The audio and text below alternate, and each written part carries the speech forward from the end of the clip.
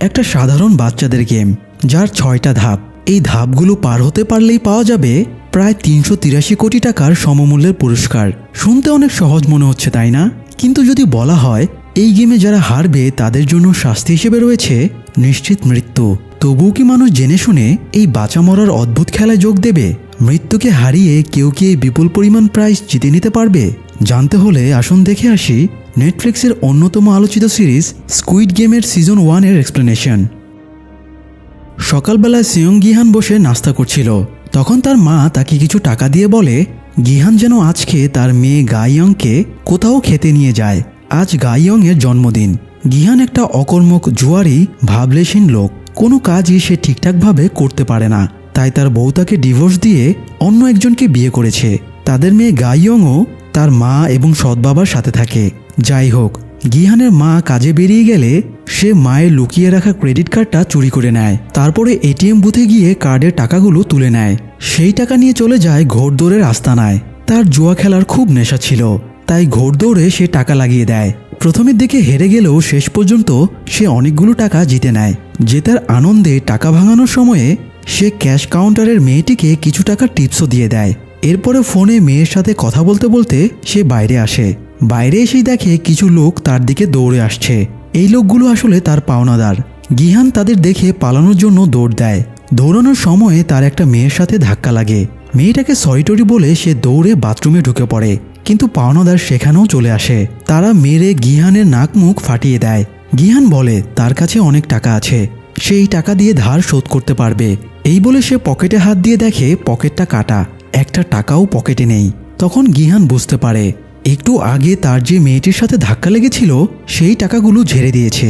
গিহান পাওনাদারের কাছে হাত পা ধরে বলে সে সামনের মাসে টাকা শোধ করে দেবে। পাওনাদার একটা বন্ডে গিহানের টিপসই নিয়ে নেয় এবং বলে সামনের মাসে যদি সে টাকা ব্যাক না দেয় তাহলে সে গিহানের একটা কিডনি আর একটা চোখ বিক্রি করে নিজের টাকা আদায় করবে। মারটার খেয়ে গিহান আবারও ক্যাশ কাউন্টারে ফিরে আসে।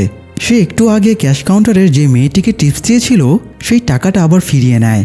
তারপরে একটা গিফট ম্যানেজ করে মেয়েকে নিয়ে একটা সস্তা রেস্টুরেন্টে খেতে যায়। বাবার আনা গিফটটা দেখে মেয়ে বেশ বিব্রত বোধ করে।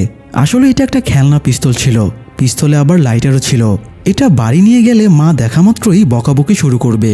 তাই গিহান মেয়ের জন্য আনা গিফটটা আবার নিজের কাছেই রেখে দেয়।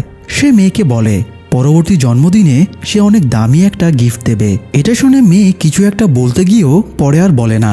গিহানও এই ব্যাপারটা খেয়াল করে। যাই হোক, মেয়ের সাথে সুন্দর সময় কাটিয়ে সে তাকে আবার প্রাক্তন স্ত্রীর কাছে পৌঁছে দিয়ে চলে আসে। মেয়েকে রেখে মেট্রো স্টেশনে আসতেই সে সামান্যর জন্য বাড়ি ফেরার ট্রেনটা মিস করে ফেলে। তাই সে স্টেশনের বেঞ্চে বসে পড়ে। তখন তার কাছে একজন লোক আসে এবং তার সাথে একটা গেম খেলার অফার দেয়। গেমটার নাম দাগজি। গেমটা হলো একটা কার্ড মেঝেতে থাকবে, অন্য একটা কার্ড দিয়ে মেঝেতে থাকা কার্ডের উপরে মেরে সেটাকে উল্টাতে হবে। তো যতবার গিহান দাগজিতে জিতবে ততবার তাকে 1 লাখ ওন দেওয়া হবে। আর যদি লোকটা জেতে তাহলে গিহানকে 1 লাখ ওন দেওয়া লাগবে। লোকটা গিহানকে প্রথমে খেলার সুযোগ দেয়, তাই গিহান খেলতে রাজি হয়ে যায়। তার কাছে যেহেতু কোনো টাকা ছিল না তাই সে নিজের লাককে একবার ট্রাই করে দেখতে চাইছিল, কিন্তু তার লাক প্রসন্ন ছিল না। প্রথম রাউন্ডে সে হেরে যায় আর মুখটা কালো করে লোকটাকে বলে তার কাছে দেওয়ার মতো কোনো টাকা নেই। তখন লোকটা বলে তুমি চাইলে টাকাটা ফিজিক্যালিও শোধ দিতে পারো। এই বলে লোকটা গিহানকে একটা চড় মেরে দেয়। তারপরে বলে প্রতি 1 লাখ ওনের বিনিময়ে তাকে একটা চড় খেতে হবে। গিহান এটাতেও রাজি হয়ে যায় এবং আবারও খেলতে চায়। এভাবে কয়েক রাউন্ড খেলে প্রতিবারই সে হারে এবং চড় খায়। অনেকবার চড় খাওয়ার পরে অবশেষে সে একবার কার্ড উল্টাতে পারে, অর্থাৎ সে জিতে যায়। তখন লোকটা তাকে 1 লাখ ওন দিয়ে দেয়। টাকা দেখে গিহানের লোভ লেগে যায়, তাই সে আরও কয়েক রাউন্ড খেলে এবং অনেকগুলো টাকা জিতে নেয়। সে আনন্দে টাকা গুনছিল। তখন লোকটা তাকে বলে গিহান চাইলে তাদের সাথে এরকম কিছু গেম খেলে সে অনেক টাকা কামাতে পারে। এই বলে লোকটা গিহানকে একটা কার্ড দেয় এবং বলে তাদের খুব বেশি স্পট ফাঁকা নেই, তাই আগ্রহী হলে যেন গিহান কার্ডে দেওয়া নম্বরে ফোন করে। যাই হোক, গিহান ফ্রড ভেবে এই ফাঁদে আর পা না দিয়ে বাড়ি ফিরে যায়। বাজার সদাইয়ের জন্য মায়ের হাতেও কিছু টাকা তুলে দেয়। অকর্মক ছেলে এতগুলো টাকা এনেছে, এটা গিহানের মা বিশ্বাসই করতে পারছিল না। তিনি বলেন গাইয়ংকে তার মা আর সৎ বাবা আগামী বছর আমেরিকায় নিয়ে চলে যাচ্ছে। গিহান যদি মেয়ের কাস্টাডি নিজের কাছে রাখতে চায় তাহলে কোর্টে প্রমাণ করতে হবে মেয়েকে লালন পালন করার জন্য তার যথেষ্ট সামর্থ্য আছে। আর এই জন্য তাকে যথেষ্ট পরিমাণে টাকা উপার্জন করতে হবে, তা নাহলে মেয়েকে সে আজীবনের মতো হারিয়ে ফেলবে। মায়ের কথা শুনে এবার গিহান বুঝতে পারে তার মেয়ে তখন এই ব্যাপারটা বলতে গিয়েও বলেনি। সে ভাবে তার মেয়ের জন্য এবার কিছু করা উচিত। সে রাতে অনেক ভেবে মেট্রো স্টেশনে লোকটার দেওয়া কার্ডের নম্বরে ফোন করে এবং জানায় সে খেলায় পার্টিসিপেট করতে চায়। এরপরে গিহান বাইরে এসে অপেক্ষা করে। একটু পরেই একটা গাড়ি এসে গিহানকে গাড়িতে তুলে নেয়। এরপরে গাড়ির ভেতরে একটা গ্যাস ছাড়া হয় এবং গিহান অজ্ঞান হয়ে যায়। গিহানের যখন জ্ঞান ফিরে ততক্ষণে সকাল হয়ে গেছে। তাকে বড় একটা গণরুমে রাখা হয়েছিল। এখানে সে ছাড়াও আরও 455 জন পার্টিসিপেন্ট ছিল। প্রত্যেকের ড্রেস বদলে এখানকার ইউনিফর্ম দেওয়া হয়েছিল আর প্রতিটা ইউনিফর্মে পার্টিসিপেন্ট নম্বর দেওয়া ছিল। গিহান উঠে এসে দেখে একজন বৃদ্ধ লোক এখানে থাকা পার্টিসিপেন্টদের গুনছে। এই বৃদ্ধ লোকটাই এখানকার প্রথম পার্টিসিপেন্ট আর ওনার নাম হলো ও ইলনাম। আর গিহান ছিল এখানকার লাস্ট অর্থাৎ 456 নম্বর পার্টিসিপেন্ট। গিহান ইলনামকে বলে, কাউন্টিং স্ক্রিনে তো লেখাই আছে এখানে 456 জন পার্টিসিপেন্ট আছে, তবুও সে গুনাগুনি কেন করছে? ইলনাম বলে তার মাথায় একটা টিউমার আছে, তাই সে সবকিছু ভুলে যায়, এই জন্য ডাক্তার তাকে গোনাগুনি করতে বলেছে। গিহান লোকটার সাথে কথা বলছিল, তখন সে শোরগোল দেখতে পায়। জাং ডেউকসু নামের এক বদমাস কাংসে বিয়ক নামের একটা মেয়েকে মারছিল। কাং একসময় ডেউকসু এর গ্যাংয়ের মেম্বার ছিল, কিন্তু স্বাবলম্বী হবার জন্য কাং ডেউকসু এর গ্যাং থেকে পালিয়ে গিয়েছিল। তো আজ এতদিন পরে তাকে দেখতে পেয়ে এই জন্যই ডেউকসু তাকে মারছিল। গিহান এগিয়ে দেখে ডেউকসু যে মেয়েটাকে মারছে সে আসলে ওই মেয়েটাই যে গিহানের পকেট কেটে জুয়ায় জেতা টাকাগুলো চুরি করেছিল। এবার গিহানও ছুটে গিয়ে কাংয়ের সাথে ঝামেলা পাকিয়ে দেয়। এ সময় কিছু অদ্ভুত ড্রেস পরা লোক বেরিয়ে আসে, তাদের সবার মুখ মাস্ক দিয়ে ঢাকা ছিল। এরাই মূলত এখানকার গার্ড, যারা গেমগুলো সঠিকভাবে পরিচালিত করবে। তাদের মধ্যে একজন গার্ড সবাইকে অ্যালার্ট করে দিয়ে তার কথা শোনার জন্য বলে। পার্টিসিপেন্টদের যেহেতু অজ্ঞান করে এখানে আনা হয়েছিল, তাই অনেকেই গেমের ওপর থেকে ভরসা হারিয়ে ফেলেছিল। গার্ড বলে সে কাউকে এখানে জোর করে তুলে আনেনি, বরং এখানকার সবাই ঋণে ডুবে আছে, তাই এই পথ বেছে নিয়েছে। সে কয়েকজনের ডিটেলসও তুলে ধরে এবং বলে তারা এখানকার প্রত্যেক পার্টিসিপেন্টের ব্যাপারে A to Z সব জানে, তাই কেউ যেন বিশৃঙ্খলা না করে। এরপরে সে গেমের কিছু রুলস সবাইকে জানায়, যেমন প্রথমত কোনো খেলোয়াড় খেলা বন্ধ করতে পারবে না, দ্বিতীয়ত কোনো খেলোয়াড় খেলতে অস্বীকৃতি জানালে তাকে বাদ দিয়ে দেওয়া হবে, তৃতীয়ত অধিকাংশের সম্মতির ভিত্তিতে সিদ্ধান্ত গ্রহণ করা হবে। যে কোনো মুহূর্তে যদি অধিকাংশ পার্টিসিপেন্ট খেলা বন্ধ করার পক্ষে থাকে তাহলে খেলা বন্ধ করে দেওয়া হবে। এরপরে গার্ড একটা বিশাল কাচের ভোল্ট দেখিয়ে বলে মোট 6 রাউন্ড খেলা হবে। প্রতিটা রাউন্ডের শেষে এই ভোল্টে টাকা জমা হবে। শেষ পর্যন্ত যে গেম জিতবে সে এই ভোল্টের পরিমাণ টাকা পেয়ে যাবে। এটা শুনে সবাই খেলতে রাজি হয়ে যায়, তাই গার্ডেরা প্রত্যেকের কাছে একটা এগ্রিমেন্ট পেপারে সাইন করিয়ে নেয়। এরপরে তাদের ফটো তুলে নিয়ে গেমের জন্য সব প্রসেসিং শেষ করা হয়। আর এসবই একটা কন্ট্রোল রুমে বসে অন্যরকম পোশাক পরা একজন লোক তদারকি করছিল। এই লোকটার ছদ্মনাম হলো ফ্রন্টম্যান, সেই মূলত এখানকার লিডার। যাই হোক, এরপরে সব পার্টিসিপেন্টদের একটা ফিল্ডে নিয়ে আসা হয়। সেখানে গিহান তার ছোটবেলার বন্ধু সাংউকে দেখতে পায়। সাংউ ছোটবেলা থেকেই অনেক ট্যালেন্টেড, সে অনেক বড় কোম্পানিতে চাকরি করত, তাকে গ্রামের গর্ব বলা হতো, কিন্তু সেও ঋণের দায়ে এখানে এসে যোগ দিয়েছে। এটা গিহানের বিশ্বাসই হচ্ছিল না। সে সাংউকে এই ব্যাপারে জিজ্ঞেস করলে সাংউ জানায় সে পরে এই ব্যাপারে কথা বলবে। তো এরই মধ্যে গেম শুরুর অ্যানাউন্সমেন্ট শুরু হয়। তারা দূরে একটা গাছের নিচে বিশাল সাইজের একটা রোবোটিক পুতুল দেখতে পায়। অ্যানাউন্সমেন্টে বলা হয় তাদের এবার green light red light game খেলতে হবে। এটা মূলত বাচ্চাদের একটা গেম। গ্রিন লাইট বললে সামনে এগোতে হবে আর রেড লাইট বলা মাত্রই থেমে যেতে হবে। রেড লাইট বলার পরেও যদি কেউ না থামে তাহলে সে হেরে যাবে। তো এখানকার পার্টিসিপেন্টদের 5 মিনিট সময় দেওয়া হয় আর এই 5 মিনিটের ভেতরে তাদের ফিনিশ লাইনে পৌঁছাতে হবে। আর এবারের গেমটা পরিচালনা করবে এই রোবোটিক পুতুলটা। তো টাইমার অন হবার সাথে সাথেই খেলা শুরু হয়ে যায়। পুতুলটা পেছনে ঘুরে গ্রিন লাইট বলতেই সবাই এগোতে শুরু করে। কয়েক সেকেন্ড পরে হঠাৎ পুতুলটা রেড লাইট বলে উঠে পার্টিসিপেন্টদের দিকে ঘুরে তাকায়। এ সময় একজন পার্টিসিপেন্ট নড়াচড়া করছিল, তাই পুতুলটার চোখে থাকা মোশন ডিটেক্টর সেটাকে ডিটেক্ট করে নেয় এবং একটা গুলির আওয়াজ শোনা যায়। মুহূর্তে সে ছেলেটা মাটিতে লুটিয়ে পড়ে। এটা দেখে অনেকেই পালাতে শুরু করে আর তখনই তাদের উপরে অনর্গল গুলি চলতে শুরু হয় এবং তারা মারা যায়। এবার সবাই বুঝতে পারে তারা গেমটা যতটা সহজ ভেবেছিল মোটেও ততটা সহজ না। যত বেশি প্রাইজ তত বেশি রিস্ক। যাই হোক, খেলার নিয়ম অনুযায়ী কেউ খেলা শেষ না করে বের হতে পারবে না, তাই বেঁচে থাকা পার্টিসিপেন্টরা খেলা চালিয়ে যেতে থাকে। এদিকে গিহান একজনের নিচে চাপা পড়ে আর বের হতে পারছিল না। পেছন থেকে সাংও তাকে বলে এই খেলায় বাঁচতে হলে তাদের নির্ধারিত টাইমের ভেতরে ফিনিশ লাইনে পৌঁছাতে হবে, না হলে তারা এমনিও মারা যাবে। সে গিহানকে টিপস দেয় সে যেন কোনো একজনের পেছনে দাঁড়িয়ে তার আড়ালে এগোতে থাকে, তাহলে সে পুতুলের মোশন ডিটেক্টর থেকে বেঁচে যাবে। তো সাংউর টিপস অনুযায়ী গিহান এগোতে শুরু করে। ফিনিশ লাইনে পৌঁছানোর আগে আরও অনেকেই মারা যায়। গিহান প্রায় ফিনিশ লাইনে পৌঁছে গিয়েছিল, কিন্তু একটা লাশের হাতের উপরে পা পড়ায় সে স্লিপ খেয়ে পড়ে যাচ্ছিল। তখনই পুতুলটা রেড লাইট বলে মুখ ঘুরিয়ে নেয়। এই মুহূর্তে এক চুল নড়াচড়া হলেই গিহান মারা পড়ত। ভাগ্য ভালো পেছন থেকে আলী আব্দুল নামের একটা ছেলে গিহানকে চেপে ধরেছিল, তাই শেষ মুহূর্তে সে বেঁচে যায়। অবশেষে টাইমারে যখন 1 সেকেন্ড বাকি, সেই মুহূর্তে গিহান এবং আলী আব্দুল ফিনিশ লাইনে পৌঁছাতে সক্ষম হয়, কিন্তু তখনও কয়েকজন ফিনিশ লাইনে পৌঁছাতে পেরেছিল না। তাদের সবাইকে গুলি করে মেরে ফেলা হয়। অবশেষে অনেকগুলো মৃত্যু নিয়ে এই রাউন্ডটা শেষ হয়। যাই হোক, মৃত প্লেয়ারদেরকে গার্ডেরা একটা সিক্রেট চেম্বারে নিয়ে যায়। সেখানে বড় চুল্লি ছিল, সেই চুল্লির ভেতরে লাশগুলো ভস্ম করে ফেলা হয়। এদিকে বেঁচে যাওয়া প্লেয়ারেরা ক্লান্ত শ্রান্ত হতাশ হয়ে বসে থাকে। এ সময় গার্ডেরা সেখানে এসে অ্যালার্ম বাজিয়ে সবার দৃষ্টি আকর্ষণ করে এবং সবাইকে গেমের প্রথম রাউন্ড শেষ করায় অভিনন্দন জানায়। এরপরে আজকের গেমের রেজাল্ট দেখায়। দেখা যায় 456 জন পার্টিসিপেন্টদের ভেতরে 255 জন এলিমিনেট হয়ে গেছে, অর্থাৎ মরে গিয়েছে। আর বর্তমানে 201 জন পার্টিসিপেন্ট টিকে আছে, যারা পরের রাউন্ডে খেলার সুযোগ পাবে। কিন্তু আজকে সবাই যে পরিস্থিতি ফেস করেছে তাতে পরের রাউন্ড খেলার মতো সাহস কারোরই ছিল না। তাই সবাই গার্ডের কাছে অনুনয় বিনয় করতে থাকে তাদের ছেড়ে দেবার জন্য। গার্ডেরা বলে তারা কাউকে জোর করে রাখতে চায় না, তারা শুধু তাদেরই শাস্তি দেয় যারা গেম খেলার সময়ে রুলস ভঙ্গ করে। তো যেহেতু গেমের তৃতীয় রুলস অনুযায়ী সংখ্যাগরিষ্ঠ পার্টিসিপেন্ট যেটা চাইবে সেই সিদ্ধান্তই নেওয়া হবে, তাই অধিকাংশ যদি খেলা অফ করে দিতে বলে তবে তাই হবে। এই জন্য তাদের একটা ভোট নেওয়া হবে। তবে ভোট গ্রহণের আগে গার্ড সবাইকে প্রথম রাউন্ড শেষে কত প্রাইজ মানি জমেছে সেটা দেখায়। এ সময় ভোল্টের ভেতরে অনর্গল টাকার বান্ডিল পড়তে থাকে। গার্ড জানায় প্রতিটা প্লেয়ারের জন্য বরাদ্দ 100 মিলিয়ন, আর এখন পর্যন্ত মারা গেছে 255 জন। সেই হিসেবে এখন পর্যন্ত 25.5 বিলিয়ন প্রাইজ মানি ভোল্টে জমা পড়েছে।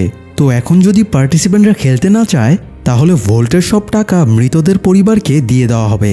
কিন্তু যদি তারা খেলা চালিয়ে যায় তাহলে শেষ পর্যন্ত যে খেলায় জিতবে সে 456 জন প্লেয়ারের টোটাল প্রাইজ মানিটা অর্থাৎ 45.6 বিলিয়ন ওন একাই পাবে।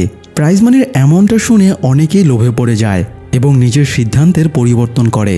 যাই হোক, এরপরে ভোটের আয়োজন করা হয়।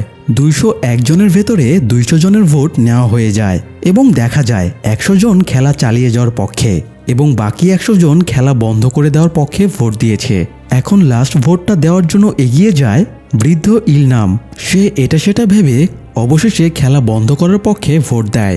ফলে সংখ্যাগরিষ্ঠ পার্টিসিপেন্ট যেহেতু খেলা বন্ধের পক্ষে ভোট দিয়েছিল, তাই গার্ডেরা খেলার সমাপ্ত ঘোষণা করে।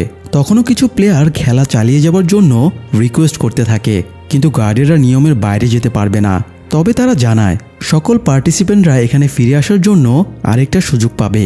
তখন যদি সবাই ফিরে আসে তবে খেলাটা আবার কন্টিনিউ করা হবে। তো এরপর সব প্লেয়ারদের চোখ হাত পা বেঁধে বিভিন্ন জায়গায় ফেলে আসা হয়। তারপরে যে যার বাড়ি ফিরে যায়। তবে একমাত্র গিহান সোজা থানায় চলে যায়। সে থানায় অফিসারদেরকে সব ঘটনা খুলে বলে, কিন্তু স্বাভাবিকভাবেই কেউ তার কথা বিশ্বাস করে না। গিহান স্কুইড গেমের কার্ডটা পুলিশকে দেয় এবং কার্ডের নম্বরে ফোন দিতে বলে, তাহলেই সব প্রমাণ হয়ে যাবে। পুলিশ গার্ডের নম্বরে ফোন দিলে দেখা যায় এটা একজন মেয়ে রিসিভ করেছে, আর সে গেম টেমের ব্যাপারে কিছুই জানে না। তাই গিহানকে পাগল মাতাল ভেবে থানায় থেকে বের করে দেওয়া হয়। সে হতাশ হয়ে বাড়ি ফিরে এসে দেখে বাড়িতে তার মা নেই। তো সকালে বাড়ি থেকে বের হয়ে বাজারে গিয়ে দেখে সাংও দূর থেকে নিজের মাকে এবং দোকানকে দেখছে। গিহান এগিয়ে গিয়ে জিজ্ঞেস করে সে বাড়ি ফিরছে না কেন। সাংও জানায় সে অনেক টাকা লোন ধার বাকি করে শেয়ার মার্কেটে লাগিয়েছিল। সে অফিসের ক্যাশের টাকাও শেয়ার মার্কেটে ইনভেস্ট করেছিল, কিন্তু সব টাকা সে লস খেয়ে গেছে। এমনকি সে তার মায়ের বাড়ি দোকান সবকিছুর ওপরেই লোন উঠিয়ে ফেলেছে। সেগুলো শোধ দেওয়ার মতো টাকা তার কাছে নেই, এই জন্য সে বাড়ি ফিরতে পারছে না। তো এরই মধ্যে আবার গিহানের কাছে ফোন আসে আর তাকে হাসপাতালে ডাকা হয়। সে হাসপাতালে গিয়ে দেখে তার মা শয্যাশয়ী। ডাক্তার বলে গিহানের মায়ের পায়ে একটা ক্ষত হয়েছিল। যেহেতু ওনার ডায়াবেটিস ছিল তাই ক্ষতটা শুকায়নি, বরং ইনফেকশন পুরো পায়ে ছড়িয়ে পড়েছে। এখন ওনাকে বাঁচাতে হলে অপারেশন করা জরুরি, কিন্তু মায়ের অপারেশন করানোর মতো টাকা গিহানের কাছে ছিল না। তাই তার নিজের কাছে নিজেকেই খুব ছোট মনে হচ্ছিল। যাই হোক, এদিকে থানার একজন পুলিশ অফিসার জুনহো তার ভাইকে খুঁজে বেড়াচ্ছিল। তার ভাই বেশ কিছুদিন ধরে নিখোঁজ। সে হোস্টেলে তার ভাইয়ের রুমটা খুঁজতে যায় এবং সেখানে সেম একটা কার্ড খুঁজে পায়, যেমনটা গিহান আজ থানায় দেখিয়েছিল। কার্ডটা দেখে অফিসার জুনহো সন্দেহ করে গিহান যা কিছু বলেছে তার সবই হয়তো সত্যি। তাই সে এবার গিহানকে খুঁজতে শুরু করে। অন্যদিকে কাং ফিরে এসে একটা অনাথ আশ্রমে যায়। এখানে সে তার ভাইকে রেখে গিয়েছে। আসলে কাং এবং তার পরিবার উত্তর কোরিয়ার বাসিন্দা। সেখানে কিছু ঝামেলার কারণে সে ভাইকে নিয়ে দক্ষিণ কোরিয়ায় পালিয়ে এসেছে। এখন সে মাকেও এখানে আনার চেষ্টায় আছে, তাই বিভিন্নভাবে টাকা ইনকাম করার চেষ্টা চালিয়ে যাচ্ছে। ইনকামের চক্করে সে ভাইকেও সাথে রাখতে পারছে না, তাই অনাথ আশ্রমে তাকে রেখেছে। এদিকে গেমের আরেক পার্টিসিপেন্ট আলী আব্বাস একটা কারখানায় চাকরি করত। সে তার বসের কাছে কিছু টাকা পেত, কিন্তু বস তাকে টাকা দিতে চাইছিল না। এই নিয়ে তার বসের সাথে হাতাহাতি শুরু হয়ে যায়, আর এক পর্যায়ে বসের হাত একটা মেশিনের ভেতরে ঢুকে যায় এবং হাতটা থেতলে যায়। এই সুযোগে আলী টাকার একটা প্যাকেট নিয়ে পালিয়ে যায়। তারপর সে বাড়ি ফিরে আসে এবং স্ত্রীকে বলে সে যেন দেশে ফিরে যায়। এখানকার ঝামেলা শেষ করে তারপরে সেও দেশে ফিরে যাবে। এদিকে গিহান টাকা ম্যানেজের চেষ্টা করছিল, কিন্তু কেউই তাকে টাকা দিচ্ছিল না। হতাশ হয়ে সে একটা বারে বসেছিল। হঠাৎ সেখানে তার বৃদ্ধ ইলনামের সাথে দেখা হয়ে যায়। ইলনাম বলে সে আবারও গেমে ফেরত যেতে চায়। সে এমনিও বেশি দিন বাঁচবে না, তাই মরার আগে সে থ্রিলিং কিছু ফিল করতে চায়, জীবনের মানেটাকে বুঝতে চায়। যদিও গিহান তখনও গেমে ফেরত যাবার ব্যাপারে কিছুই ভাবছিল না। সে টাকার জন্য এবার তার প্রাক্তন স্ত্রীর কাছে যায়, কিন্তু সে তাকে দুর্ব্যবহার করে বের করে দেয়। একটু পরে প্রাক্তন স্ত্রীর বর্তমান স্বামী বেরিয়ে এসে গিহানকে টাকা দিয়ে বলে সে যেন আর কখনো তার ফ্যামিলিকে বিরক্ত না করে। এটা শুনে গিহান রেগে যায় এবং লোকটাকে ঘুষি মেরে টাকাগুলো তার মুখের ওপরে ছুঁড়ে মারে। এ সময় গিহানের মেয়ে বাইরে বেরিয়ে আসে এবং এই দৃশ্য দেখে ফেলে। গিহান লজ্জায় মাথা নামিয়ে সেখান থেকে চলে আসে। সে হতাশ হয়ে বাড়ি ফিরছিল, তখন অফিসার জুনহো তাকে আটকায় এবং গেমের ব্যাপারে জিজ্ঞেস করে। সেই সাথে সে জানায় গিহানের মতো সেম কার্ড সে তার ভাইয়ের ঘরে পেয়েছে, আর তার ভাই কিছুদিন ধরে মিসিং। তাই ভাইকে খুঁজতে সে গিহানের কাছে হেল্প চায়, কিন্তু গিহান হেল্প করার মতো পরিস্থিতিতে ছিল না। সে জুনহোকে এড়িয়ে চলে যায়। বাড়িতে ঢোকার সময়ে গিহান দেখে তার দরজার ফাঁকে স্কুইড গেমের একটা ইনভাইটেশন কার্ড রাখা আছে। সে কার্ডটা হাতে নিয়ে আবারও গেমে ফেরার সিদ্ধান্ত নেয়। তাই একটা নির্দিষ্ট জায়গাতে গিয়ে দাঁড়ায় এবং একটু পরেই একটা গাড়ি এসে আগেরবারের মতোই অজ্ঞান করে তাকে নিয়ে যায়। তবে এই সময় একটা ঘটনা ঘটে যায়। জুনহো গিহানকে ফলো করছিল, তাই স্কুইড গেমের লোকেরা যখন গিহানকে নিয়ে যাচ্ছিল তখন জুনহো তাদেরকেও ফলো করতে শুরু করে। এরপরে গাড়িটা ট্রাফিকে থামলে জুনহো খুব সাবধানে গাড়ির নিচে ঢুকে গাড়ি কোনো পার্টস ধরে ঝুলে থাকে। এরপরে গাড়িটা একটা পোর্টে জাহাজের ভেতরে নিয়ে আসা হয়। সেখানে গিহানের গাড়িটা ছাড়াও আরও অনেক পার্টিসিপেন্টদের গাড়ি ছিল। এ সময় গার্ডেরা বিভিন্ন দিকে বিচ্ছিন্ন হয়ে গেলে জুনহো একজন গার্ডকে অ্যাটাক করে এবং তাকে মেরে ফেলে।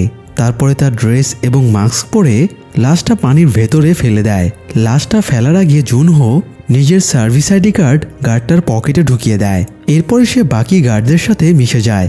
মাস্ক থাকার কারণে কেউ সেটা বুঝতেও পারে না।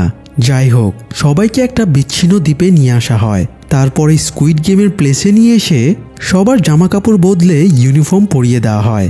সকালে সবার জ্ঞান ফেরার পরে দেখা যায় 201 জনের ভেতরে 187 জন পার্টিসিপেন্ট ফিরে এসেছে। একটু পরে সবাইকে বেশ ভালো খাবার খেতে দেওয়া হয়। সেদিনের মতো কাউকে কোনো টাস্ক দেওয়া হয় না। রাতে পার্টিসিপেন্টদের ভেতরে হান মিনিউ নামের এক মহিলা সিগারেট খেতে চাইছিল, কিন্তু এখানে নিজেদের সাথে কোনো কিছু রাখা নিষেধ ছিল। তাই সে গোপনাঙ্গের ভেতরে করে একটা কৌটোতে সিগারেট লুকিয়ে রেখেছিল। তাই সে টয়লেটে যাবার বাহানা জুড়ে দেয়। গার্ডেরা বলে এখন রুমের বাইরে যাওয়ার অনুমতি নেই। তবুও মিনিউ জেদ ধরে। তার খুব জোর টয়লেট পেয়েছে, তাকে যেতে না দিলে সে এখানেই টয়লেট করে ফেলবে। উপায় না পেয়ে গার্ডেরা তাকে টয়লেটে যাবার পারমিশন দেয়। মিনিউকে যেতে দেখে কাং বলে সেও টয়লেটে যেতে চায়। তাই গার্ড তাদের টয়লেটে ঢুকতে দিয়ে বাইরে দাঁড়িয়ে থাকে। মিনিউ যে টয়লেটে ঢোকে কাংও একই টয়লেটে ঢোকে। তারপরে সে একটা ছুরি বের করে। সে ছুরিটা যেভাবেই হোক গার্ডদের থেকে লুকিয়ে রেখেছিল, কাং ছুরি দিয়ে সিলিংয়ের করিডোরের একটা ঢাকনা খুলে ফেলে, তারপরে উপরের করিডোরে উঠে যায়। সে করিডোর দিয়ে আস্তে আস্তে এগোনোর সময়ে রান্নাঘরটা দেখতে পায়। গার্ডেরা রান্নাঘরে বিশাল সব পাতিলে চিনি গোলাচ্ছিল। সে এটা দেখার পরে আবারও করিডোর বেয়ে টয়লেটে নেমে আসে। এতক্ষণ ধরে কাংকে মিনিউ সাপোর্ট দিচ্ছিল। কাং নেমে আসার পরে তারা টয়লেট থেকে বেরিয়ে আসে এবং স্বাভাবিকভাবে গণরুমে ফিরে যায়। ফিরে আসার পরে মিনিউ কাংকে জিজ্ঞেস করে সে কি দেখেছে। কাং জানায় সে চিনি গলাতে দেখেছে, কিন্তু চিনি গলানোর কারণ তারা বুঝতে পারে না। সকালে তাদের সবাইকে নাস্তা দেওয়া হয়, তবে একজন পার্টিসিপেন্টকে নাস্তার পাউরুটির ভেতরে কোনো গার্ড একটা চিরকুট দেয় এবং পরের গেম সম্পর্কে তাকে জানিয়ে দেয়। এই পার্টিসিপেন্ট একজন ডাক্তার ছিল, তার নাম বিয়ঙ্গি। গার্ডের সাথে তার কি সম্পর্ক সেটা আমরা পরে জানতে পারবো। যাই হোক, নাস্তা শেষ হলে সবাইকে দ্বিতীয় গেমের জন্য রেডি হতে বলা হয়। প্লেগ্রাউন্ডে যাবার সময় সাংউ কাংকে বলে সে গতরাতে কাংকে মিনিউর সাথে কথা বলতে শুনেছে। তাই সাংউ কাংকে জিজ্ঞেস করে সে এক্স্যাক্টলি কি দেখেছে। সে যদি সঠিকভাবে বলতে পারে তাহলে সাংউ পরবর্তী গেম সম্পর্কে আন্দাজ করতে পারবে। কাং সাংউকে জানায় সে চিনি গলাতে দেখেছে। সাংউ তখন বুঝতে পারে না গার্ডেরা চিনি কেন গলাচ্ছিল। তবে একটু পরেই তাদেরকে প্লেগ্রাউন্ডে আনা হয় এবং তারা দেখতে পায় দেয়ালে 4টা শেপ আঁকা আছে, একটা বৃত্ত, একটা ত্রিভুজ, একটা স্টার এবং একটা ছাতা। এগুলো দেখি সাংউয়ের ছোটবেলার মেলার কথা মনে পড়ে। মেলাতে চিনি গলিয়ে বিভিন্ন ছাঁচের মিঠাই বানানো হতো। সাংউ আন্দাজ করে ফেলে পরের গেমটা কি হতে চলেছে। তবে গিহান তাকে এই ব্যাপারে জিজ্ঞেস করলে সে নিজের বন্ধুকেও এই ব্যাপারে কিছুই বলে না। তো যাই হোক, অ্যানাউন্সমেন্টে সব প্লেয়ারকে বলা হয় তারা যেন এই 4টি শেপের যে কোনো একটার সামনে দাঁড়িয়ে পড়ে। সবাই তাদের পছন্দ মতো শেপের সামনে দাঁড়িয়ে পড়ে। এরপরে দেখা যায় আসল টুইস্ট। সবাইকে তাদের পছন্দ মতো শেপ অনুযায়ী চিনির একটা ছাঁচ এবং একটা সুই দেওয়া হয় আর বলা হয় ছাঁচটা না ভেঙে 10 মিনিটের ভেতরে তাদের এই শেপটা বের করে আনতে হবে। কেউ যদি ছাঁচ ভেঙে ফেলে বা নির্ধারিত টাইমের ভেতরে কাজ শেষ করতে না পারে তাহলে সে হেরে যাবে। আর এখানে হেরে যাওয়া মানেই তো মৃত্যু নিশ্চিত। তো সাংউ যেহেতু গেমের ব্যাপারে বুঝে গিয়েছিল তাই সে ত্রিভুজের শেপের সামনে দাঁড়িয়ে পড়েছিল, আর গিহান কিছু না বুঝেই ছাতার শেপের সামনে দাঁড়িয়েছিল। তাই খেলা শুরু হবার পরে সাংউ ইজিলি ত্রিভুজটা শ্বাস থেকে আলাদা করে ফেলে এবং গেম জিতে বেরিয়ে যায়। যারা সহজ শেপ পেয়েছিল তারা দ্রুত সেকেন্ড রাউন্ড শেষ করে ফেলে, কিন্তু গিহানের মতো যারা কঠিন শেপ সিলেক্ট করেছিল তারা মহা মুসিবতে পড়ে যায়। শেষ মুহূর্ত পর্যন্ত তারা চেষ্টা করতে থাকে, মাঝখানে অনেকে মরেও যায়। এদিকে সময় শেষ হয়ে আসছিল, তাই গিহান একটা বুদ্ধি খাটায়। সে শ্বাসটা চাটতে শুরু করে, এতে শেপের খাঁজগুলো ভিজে নরম হয়ে আসে। তার দেখা দেখি আরও অনেকেই নিজেদের শ্বাস চাটতে শুরু করে, আর একদম শেষ মুহূর্তে গিহান সহ অনেকেই নিজেদের শেপটা শ্বাস থেকে বের করে আনতে সক্ষম হয়। এরপরে তাদের প্লেগ্রাউন্ডের বাইরে পাঠিয়ে দেওয়া হয়। এরই মধ্যে আবার একটা অঘটন ঘটে যায়। একজন হেরে যাওয়া প্লেয়ার একটা গার্ডকে সুই দিয়ে আঘাত করে এবং আরেকজন গার্ডের পিস্তল কেড়ে নিয়ে তাকে হোস্টেজ বানিয়ে নেয়। লোকটা গার্ডকে নির্দেশ দেয় তার মাস্কটা খুলে ফেলার জন্য। মাস্ক খোলার পরে দেখা যায় গার্ডটা একেবারে টিনেজ বয়সী। লোকটা এরকম বাচ্চা একটা ছেলেকে বিবেকবোধের কারণে মারতে পারে না, তাই নিজেই নিজের মাথায় গুলি চালিয়ে সুইসাইড করে নেয়। এ সময় ভেতর থেকে ফ্রন্টম্যান বেরিয়ে আসে এবং মাস্ক খোলা গার্ডকে গুলি করে মেরে ফেলে। তারপরে বলে এখানে যদি কোনো গার্ডের পরিচয় কেউ জেনে যায় তাহলে তার মৃত্যু নিশ্চিত। এই বলে সে বাকি গার্ডদেরও সাবধান করে দেয়। যাই হোক, সবাই রুমে ফিরে আসার পরে সেকেন্ড রাউন্ডের রেজাল্ট জানানো হয়। এই রাউন্ডে 187 জনের ভেতরে 79 জন মারা গিয়েছে, মানে এলিমিনেটেড হয়ে গেছে। তাই তাদের ভাগের টাকাগুলো ভোল্টে জমা হয়ে যায়। ভোল্টের টাকা বাড়তে দেখে অনেকেরই মুখে হাসি ফুটে ওঠে। তো কিছুক্ষণ পরে সবাইকে খাবার দেওয়া হয়। আজকের ডিনারে জাস্ট একটা সিদ্ধ ডিম আর 1 বোতল বিয়ার দেওয়া হয়। তাই ডেক্সু আর তার গ্রুপ 2 বার করে খাবার নেয়। ফলে লাস্টে দেখা যায় 5 জন মানুষ আর খাবার পায় না। এখানে সবার জন্য সমান পরিমাণ খাবার বরাদ্দ থাকে। ডেক্সুর গ্রুপ যেহেতু 2 বার খাবার নিয়েছে তাই লাস্টের 5 জনের ভাগে আর খাবার জোটে না। এই 5 জনের একজন রেগে গিয়ে ডেক্সুর কাছ থেকে খাবার কেড়ে নিতে গেলে ডেক্সু তাকে মারতে মারতে একদম মেরেই ফেলে।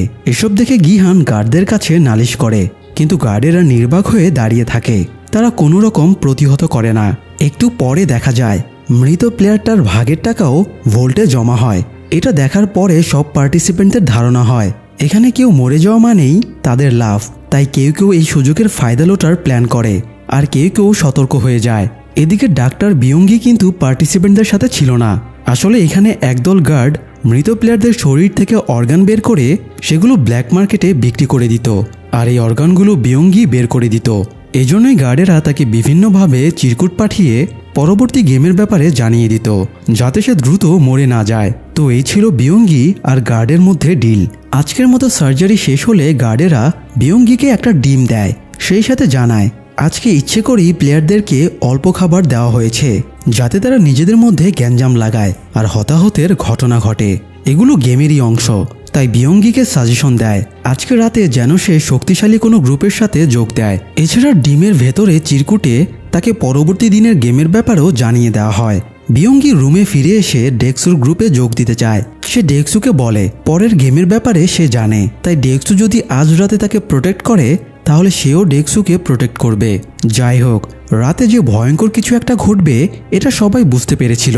তাই গিহান, সাংইউ, আলী আব্দুল আর ইলনাম একসাথে সেফ কোথাও থাকার প্ল্যান করে। রাতে লাইট অফ হওয়া মাত্রই শক্তিশালী যারা ছিল তারা দুর্বলদের উপরে আক্রমণ করা শুরু করে। রাতের অন্ধকারে শুধু আর্তনাদ শোনা যায় আর লাশের স্তূপ গড়ে ওঠে। ডেক্সুর যেহেতু কাংয়ের ওপরে আগে থেকেই রাখছিল, তাই সে এবার কাংকে অ্যাটাক করে। কাংকে বিপদে দেখে গিহাং এবং তার গ্রুপ এগিয়ে এসে ডেক্সুর গ্রুপকে প্রতিহত করে। এই সময় বৃদ্ধ ইলনাম একটা আলমিরার ওপরে উঠে বসেছিল। সে এসব আর সহ্য করতে না পেরে চিৎকার করতে শুরু করে। তখন ফ্রন্টম্যান গার্ডদের লাইট জ্বালাতে নির্দেশ দেয়। লাইট জ্বালানো মাত্রই গার্ডেরা সবাইকে অ্যালার্ট করে দিয়ে সবার কাছ থেকে অস্ত্র কেড়ে নেয়। এই সময় ছদ্মবেশে থাকা অফিসার জুনহো গিহানের পেছনে এসে দাঁড়ায় এবং ফিসফিস করে বলে ইনহো নামের কোনো প্লেয়ারকে সে চিনে কিনা। গিহান জানায় এখানে তারা কেউই কারোর নাম জানে না। এটা শোনার পরে জুনহো সরে যায়। তো এরপরে গার্ডেরা মৃত প্লেয়ারদের সৎকারের ঘরে নিয়ে যায় এবং আগুনে ডেড বডিগুলো ভস্ম করে ফেলে। যাই হোক, একটা দুর্বিষহ রাত কেটে সকাল হয়। সকালে সবাইকে তৃতীয় রাউন্ডের জন্য প্লেগ্রাউন্ডে ডাকা হয়। গত রাতে 27 জন মারা গিয়েছে, তাই আর 80 জন প্লেয়ার বাকি ছিল। অ্যানাউন্সমেন্টে জানানো হয় এই গেমটা গ্রুপ আকারে খেলা হবে, তাই সবাইকে 10 মিনিট সময় দেওয়া হয় গ্রুপ মেম্বার খোঁজার জন্য। তাদেরকে এক একটা গ্রুপে 10 জন করে ভাগ হয়ে যেতে বলা হয়। ডেক্সু তার গ্রুপে সব শক্তিশালী প্লেয়ারদের ঢোকায়, আর এই জন্য সে গ্রুপ থেকে মিনিউকে বের করে দেয়। মিনিউ রাগ করে বলে এই প্রতারণার প্রতিশোধ সে নিশ্চয়ই নেবে। ডেক্সু তার কথায় কান দেয় না, কারণ এখানে সবচেয়ে শক্তিশালী গ্রুপ তারই ছিল। তো বাকিরাও যে যার মতো গ্রুপ বানিয়ে নেয়। 8টা গ্রুপের মধ্যে সবচেয়ে দুর্বল গ্রুপ হয়ে দাঁড়ায় গিহানের গ্রুপটা। মিনিও লাস্টে এসে গ্রুপে জয়েন করে, ফলে তাদের গ্রুপে 3 জন মেয়ে হয়ে যায়। পাশাপাশি বৃদ্ধ ইলনাম তো আছেই, তার ওপর আবার আলী আব্দুলের একটা হাতের 2টো আঙ্গুল নেই। কিন্তু তাদের আর কি বা করার আছে, ভাগ্যে যা আছে তাই তো হবে। যাই হোক, এরপরে সবাইকে বলা হয় তাদের এবারে গেম হলো টাগ অফ ওয়ার, মানে দড়ি টানা আর কি। এই গেমের প্লেগ্রাউন্ড ফ্লোর থেকে অনেক ওপরে রাখা হয়েছে। সেখানে 2টো গ্রুপ দড়ির 2টো প্রান্ত ধরে থাকবে। এরপরে 2 গ্রুপ দড়ি টানাটানি করবে। যে গ্রুপ শেষ পর্যন্ত হেরে যাবে তারা উপর থেকে পড়ে মরে যাবে, আর বিজয়ীরা পরের রাউন্ডে পৌঁছে যাবে। তো এরপরে লটারি করে সিলেক্ট করা হয় কোন 2টো টিম প্রথমে খেলবে। ডেক্সুর গ্রুপের সাথে টিম 7-এর খেলা পড়ে। ডেক্সুর গ্রুপটা খুব বেশি শক্তিশালী হওয়ায় তারা সহজেই টিম 7-কে হারিয়ে দেয়। তো এরপরে গিহানের গ্রুপের সাথে টিম 5-এর খেলা পড়ে। ডেক্সুর গ্রুপের পরে টিম 5ই বাকিদের তুলনায় বেশি শক্তিশালী ছিল, তাই গিহানের গ্রুপের সবাই খেলা শুরুর আগেই অনেক ঘাবড়ে যায়। তবে বৃদ্ধ ইলনাম তাদের ভরসা দিয়ে বলে এই গেমটা শুধু শক্তি দিয়ে খেললেই হয় না, বুদ্ধিরও ব্যবহার করতে হয়। সে ছোটবেলায় অনেক খেলেছে এই গেম, তাই এই গেম জেতার ট্রিক্স সে জানে। খেলা শুরু হবার আগেই সে নিখুঁতভাবে সবাইকে প্রতিটা ট্রিক্স শিখিয়ে দেয়, আর সেই ট্রিক্স অনুযায়ী সবাই বেশ ভালোই খেলছিল। কিন্তু শেষের দিকে তারা খেই হারিয়ে ফেলে। তখন লাস্ট মুহূর্তে সাংউ পরামর্শ দেয় তারা যেন একসাথে 3 ধাপ সামনে এগোয়, এতে মোশন সিকনেসের জন্য বিপক্ষ দলের প্লেয়াররা পড়ে যাবে, আর সেই সুযোগে তারা এক নাগারে টান দিয়ে তাদের হারিয়ে দেবে। তো সাংউর পরামর্শ মতো টেকনিক ইউজ করে অসম্ভবকে সম্ভব করে দিয়ে তারা বিপক্ষ দলকে হারিয়ে দেয়। এরপরে তারা রাউন্ড শেষ করে রুমে ফিরে যায়। তবে তারা কেউ নিশ্চিন্ত হতে পারে না, কারণ একটু পরেই রাত নামবে আর সমস্ত লাইট অফ হয়ে যাবে। লাইট অফ হওয়া মানেই মৃত্যুর আতঙ্ক। ডেক্সুর গ্রুপ আজকেও নিশ্চয়ই মানুষ মারার নেশায় মেতে উঠবে, তাই নিজের গ্রুপকে বাঁচাতে গিহান সিদ্ধান্ত নেয় আজকের রাতটা সবাই একসাথে ঘুমাবে না। তারা শিডিউল অনুযায়ী 2জন করে পাহারায় থাকবে এবং বাকিরা ঘুমাবে। তো তারা এভাবে রাতে পাহারা বসিয়ে দেয়। এদিকে গার্ডেরা আজকের লাশগুলো থেকে কিছু লাশ আলাদা করে, গার্ডেরা সৎকারের রুমে চুল্লির ভেতরে একটা সিক্রেট চেম্বার বানিয়ে রেখেছিল। তারা চুল্লির ভেতরে লাশ ঢোকাতো ঠিকই, কিন্তু বিশেষ পদ্ধতিতে তারা আবার লাশগুলো চুল্লির বাইরে পাঠিয়ে দিত। তারপর লাশগুলো অন্য একটা ঘরে নিয়ে যাওয়া হতো। মনিটরিং রুমেও তাদের একজন লোক থাকতো যে এইসব সিসিটিভি ফুটেজগুলো অন্য ফুটেজের সাথে রিপ্লেস করে দিত। তো সিলেক্টেড লাশগুলো আলাদা করে নিয়ে তারা ডাক্তার বিয়ঙ্গিকে খবর দেয়। বিয়ঙ্গি এসে অর্গান বের করতে শুরু করে। এ সময় গার্ডের সাথে ছদ্মবেশে থাকা জুনহো উপস্থিত ছিল। অর্গান বের করার সময়ে গার্ডেরা একটা লাশকে নিয়ে ফাজলামি করছিল। কিছুদিন আগে তারা একটা লাশ পেয়েছিল, সেটার অর্গান বের করতে গিয়ে দেখে তার শুধুমাত্র একটা কিডনি রয়েছে। এটা শুনে জুনহোর বুকের ভেতরটা ছ্যাদ করে ওঠে, কারণ তার ভাইয়েরও শুধু একটাই কিডনি ছিল। তো সার্জারি শেষ হলে জুনহো এবং আরেকজন গার্ডকে অর্গানগুলো ডেলিভারি দিতে পাঠানো হয়।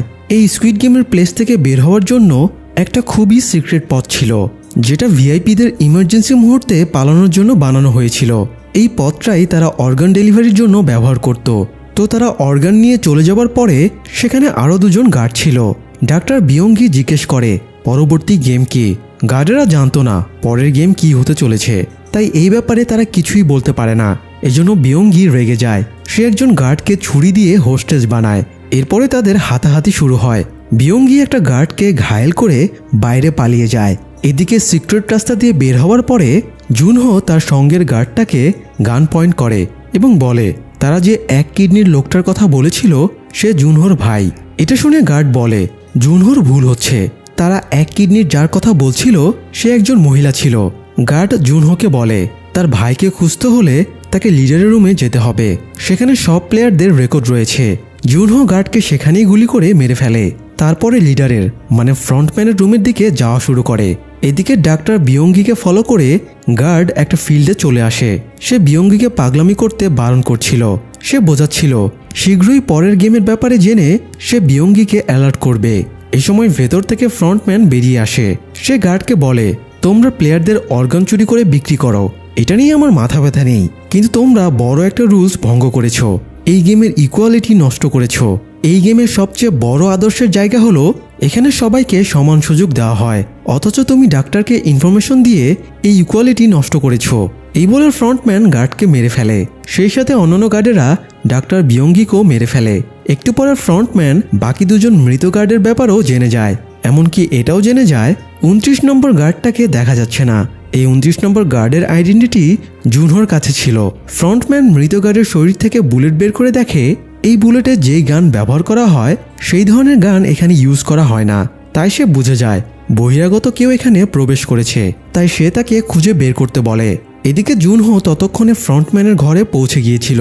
সে প্লেয়ারদের রেকর্ড বই খুলে তার ভাইকে খুঁজতে শুরু করে, কিন্তু প্লেয়ারদের মধ্যে তাকে খুঁজে পাওয়া যায় না। এবার সে বিভিন্ন বছরে এই গেমে যারা উইনার হয়েছে তাদের লিস্ট বের করে। সে হঠাৎ 2015 সালের উইনার হিসেবে তার ভাইয়ের নাম দেখতে পায়। তার ভাইয়ের প্লেয়ার নম্বর ছিল 132। সে কনফার্ম হওয়ার জন্য 2015 সালের প্লেয়ার রেকর্ড থেকে 132 নম্বর লিস্ট বের করে এবং দেখে তার ভাই সত্যি 2015 সালের স্কুইড গেমের উইনার ছিল। এদিকে ফ্রন্টম্যানের নির্দেশে সব প্লেয়ারকে ঘুম থেকে তুলে দেওয়া হয়। তারপরে তাদেরকে চতুর্থ রাউন্ডের জন্য গেম হলে নিয়ে যাওয়া হয়।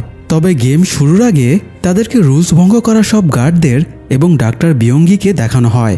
এদের সবাইকে গলায় দড়ি দিয়ে ঝুলিয়ে রাখা হয়েছিল। প্লেয়ারদের জানানো হয় এরা সবাই রুলস ভেঙেছিল, তাই তাদেরকে শাস্তি দেওয়া হয়েছে। এখানে গার্ড হোক বা প্লেয়ার সবার জন্য সমান শাস্তি। এখানে সবাইকে সম অধিকারের চোখেই দেখা হয়। তো এরপরে সব প্লেয়ারকে গেম হলে ঢুকানো হয়। তাদেরকে অ্যানাউন্সমেন্টে বলা হয় এবার প্রত্যেকের 2 জনের টিম বানাতে হবে।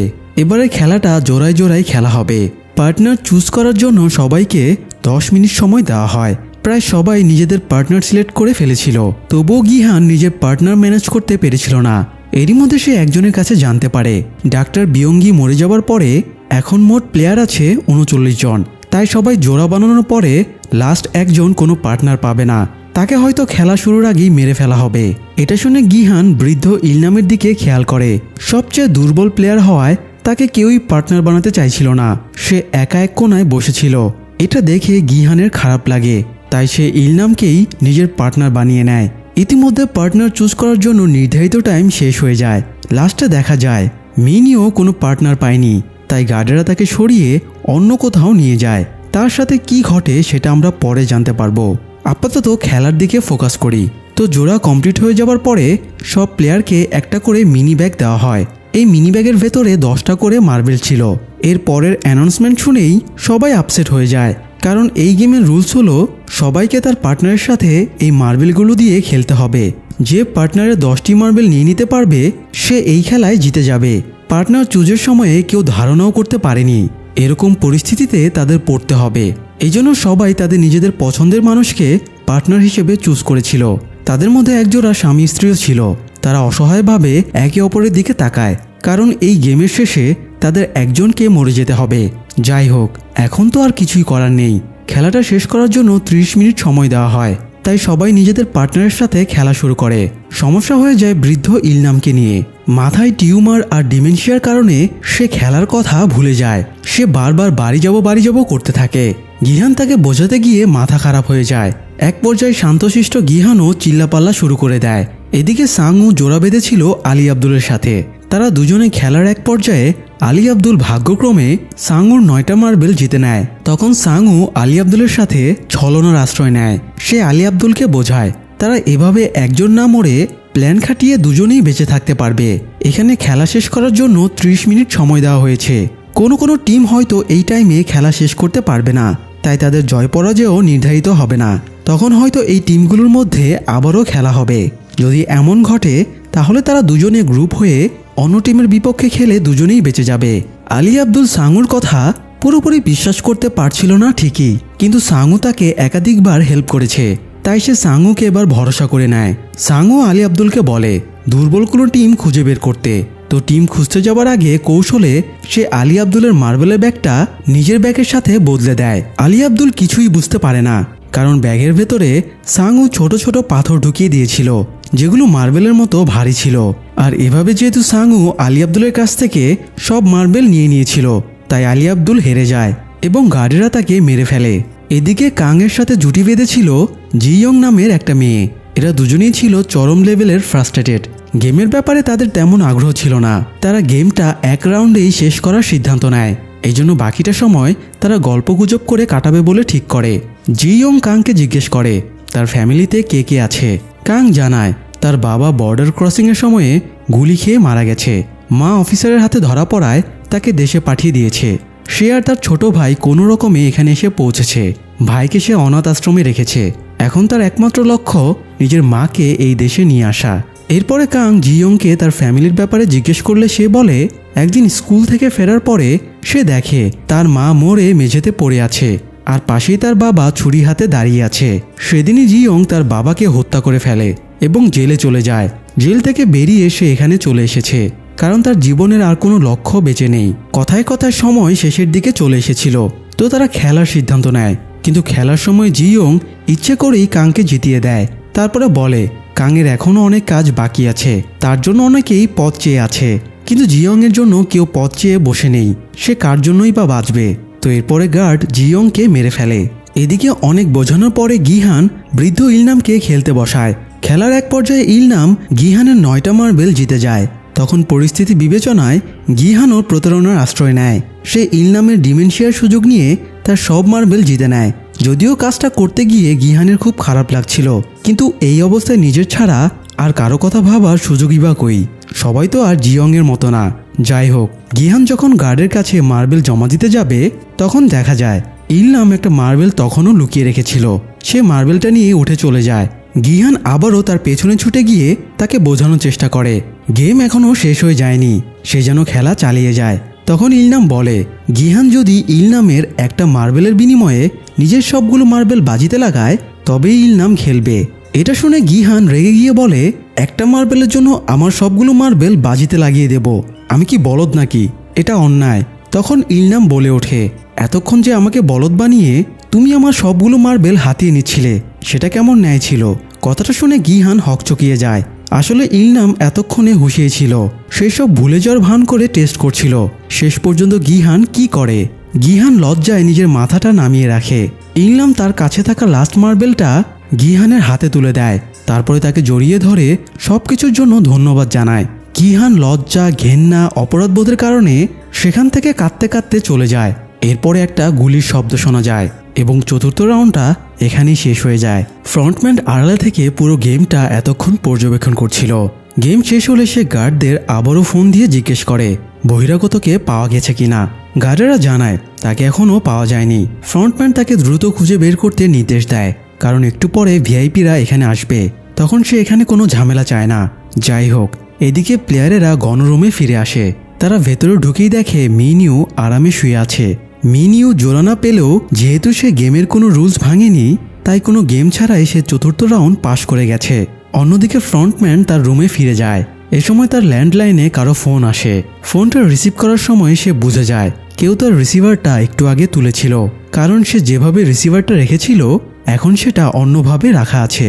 তাই সে নিজের গান বের করে এখন রুমের ভেতরে খুঁজতে থাকে এবং বলে, এখানে যে লুকিয়ে আছো সে বেরিয়ে এসো।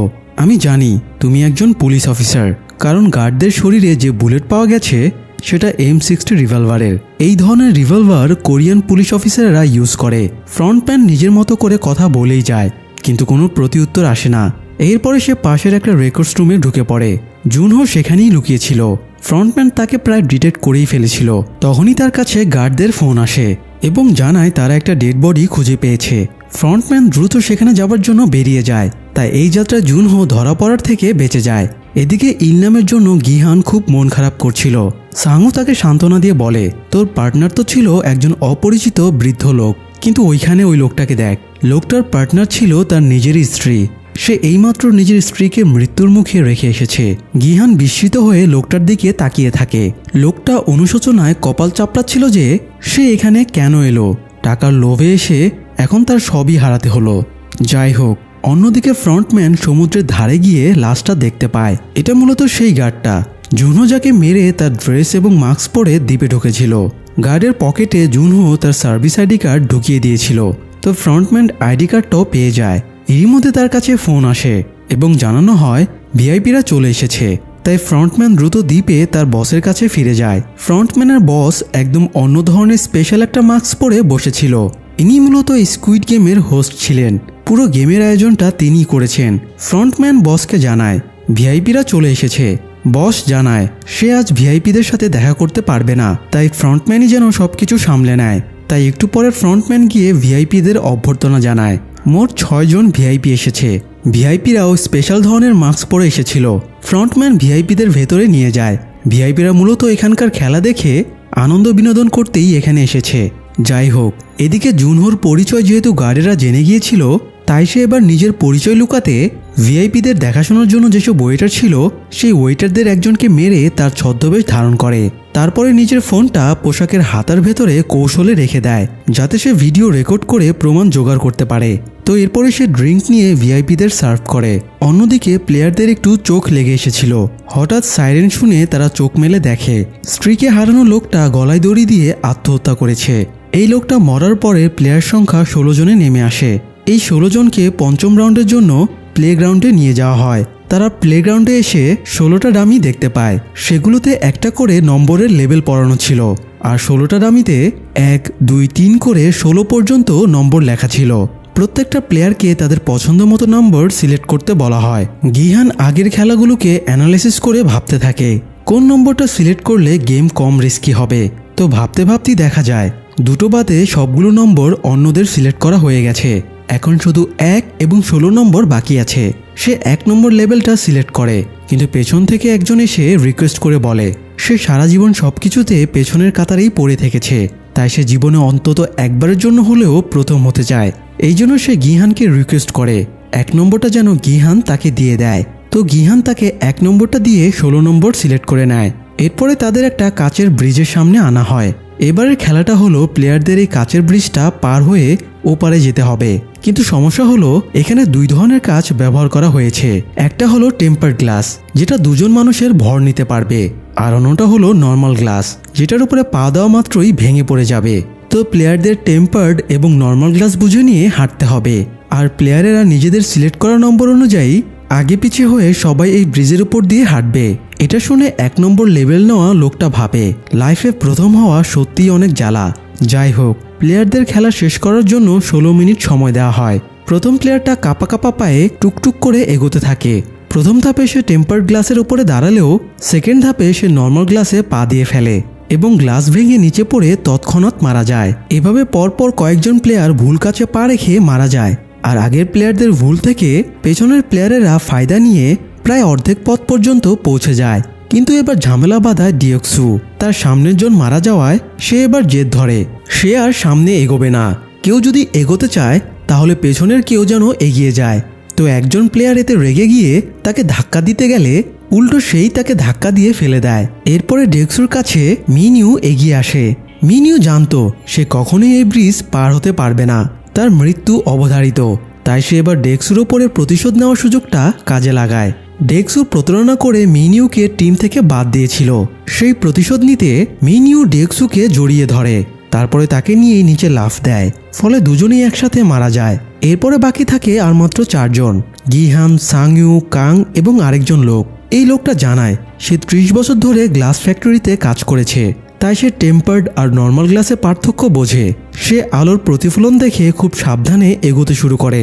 তার দেখা দেখি বাকি 3 জনও এগোতে থাকে, আর 2-3 কদম এগোলেই তারা ব্রিজটা পার হয়ে যেত। কিন্তু এই লোকটার ট্রিক্স ফ্রন্টম্যান বুঝে যায়, তাই সে ওখানকার সব লাইট অফ করে দেয়।